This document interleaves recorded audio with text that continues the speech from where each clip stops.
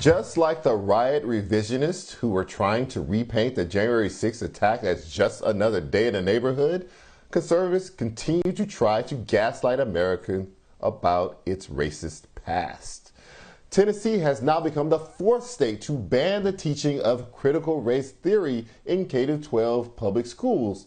But it's not just in Tennessee. Conservative lawmakers in several states have introduced legislation, with Idaho, Oklahoma, Iowa, and now Tennessee enacting laws this year. A handful of states are weighing comparable laws. Oklahoma Governor Kevin Stitt even signed a bill banning critical race theory the same month as the 100th anniversary of the Tulsa Massacre, which was also erased from schools for generations. He has since been ousted from the commission that would commemorate the massacre. Joining me now to discuss, the co-editor of Critical Race Studies Across Disciplines and assistant professor of history at the University of Houston, Jonathan Chism. Professor Chism, thank you so much for being here. I think, in addition to many of the Republicans not knowing what they are against when they say they are against critical race theory, I think there are not enough people who would otherwise be for it defending it, because I'm not sure that people completely understand what we're talking about when we say critical race theory. So can you just lay that out for us very quickly? Absolutely. Critical race theory is a movement that started in the legal academy in the 1970s. This is in the post-civil rights context. For a while, many persons believed that the civil rights movement led to the end of racism in America.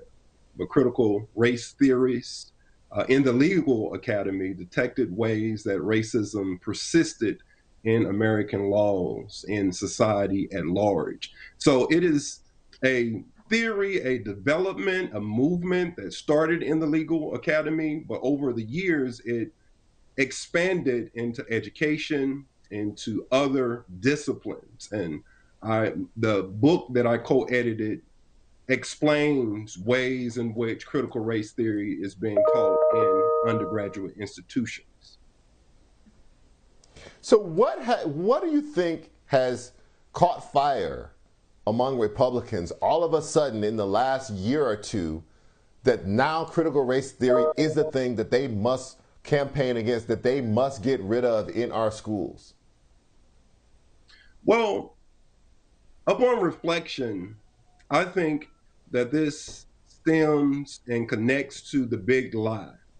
And the big lie is much larger than the falsehood that Donald Trump lost the election. The big lie is the whitewashing of our history. It is the miseducation and undereducation of students of color about the past. It is the lie that America is not a racist country. It is the myth that after the civil rights movement, America became a meritocracy, that racial disparities are about character flaws in individuals rather than structural defects in institutions. It is that activists that are fighting for justice and equality are the racists, that they are the ones fanning the flames of racism, that they won't let racism evaporate and vanish away. So the big lie is bigger than Donald Trump. This is the real big lie of our American history. And since So, the 1619 Project, there has been an effort to combat the real teaching of American history. so this is in your view is just a proxy for people saying don't mess with our narrative. Our narrative is that, right. Right. So this is a proxy for that. Right. So how do we fight back? I'm sorry. Go So ahead. how do you fight back against that? Like, is that just a simple educational thing to fight back against it, or is it become so hot as a political issue, as a political football, that there's no way to basically reach the people who are basically saying don't mess with our narrative? Well, the way that I believe that we fight back against it is through speaking the truth and continuing to do that, especially in regards to critical race theory, dispelling these myths that critical race theorists argue that all white people are racist. Critical race theory critiques and examines racism in American institutions. CRT is not un-American and Marxist, that activists are truly the patriots of our American society, those that are seeking for justice, equity for all people. That CRT is merely about making white people feel guilty about racism, when that is not the truth. Cornelia Crenshaw's concept of intersectionality exposes how oppression exists in various forms and shapes and sizes. And the truth of the matter is that oppression is not something limited or restricted to white people, right? We talk about homophobia in our society. We talk about sexism. We talk about classism. We talk about ableism. And when we uplift these various forms of oppression and indicate what critical race theory is really about, I think that's the way that we combat this pushback that it is receiving. But intellectuals have been trying to do exactly what you just said, since the end of the Civil War, to say to white people that racism hurts you too. That's everybody from Du Bois all the way up to Heather McGhee, who just wrote The Sum of Us.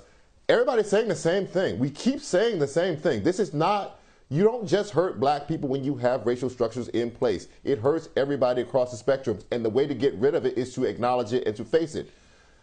But that doesn't seem to work. It hasn't worked, in the last, 160 years now? How do we break through that if we haven't been able to do it so far? Well, critical race theory, the theory in itself, it gives a realistic approach to thinking about racism, racial realism.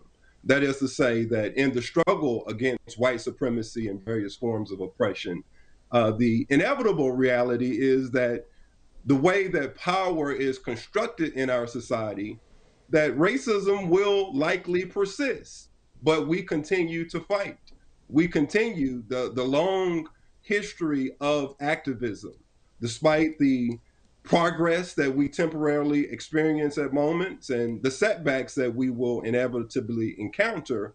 We continue persisting in the struggle, knowing that white supremacy is going to do what it does. Jonathan Chism, now you've made me want to sign up for a class. I hope you have online courses available so I can go and sign up and take your class. Thank you so much, sir, for joining me tonight.